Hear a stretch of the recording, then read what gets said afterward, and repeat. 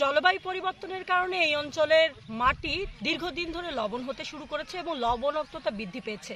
পাশাপাশি জমিতে লবণ পানি ঢুকানো এবং ঘের ব্যবসায়ীদের যে আগ্রাসন, সেই কারণে এই অঞ্চলের ফসলি জমি একসময় লবণ হওয়ার কারণে ফসল হতে একেবারে ফসল যে রেগুলার যে ফসল হতো ধান বা অন্যান্য ফসল, সেটা প্রায় বন্ধ হতে শুরু হয়েছিল এবং ধান কিন্তু একটা সিজনে বৃষ্টির ওপরে নির্ভর করতে হতো এবং মাটির নিচে যে পানি সেটাও লবণাক্ত। ফলে চাষাবাদের যে একটা প্রাচীন যে বিষয়গুলো ছিল চাষাবাদের, যে আমাদের পূর্বপুরুষরা যে ধান এবং যে চাষাবাদগুলো করতেন, সেগুলো একটা সময় বন্ধ হতে শুরু করে। আমরা সবসময় যে কথাটা বলি যে অ্যাডাপ্টেশন বা অভিযোজন।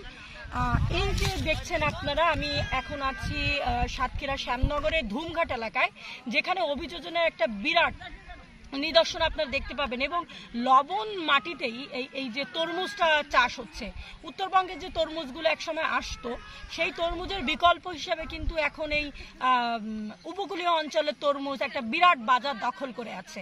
সুতরাং এইভাবে আসলে একটা সময় এখানে যারা কৃষির ওপরে নির্ভরশীল ছিল, তারা কিন্তু অন্য জায়গায় চলে যেত সিজনাল কাজ করার জন্য।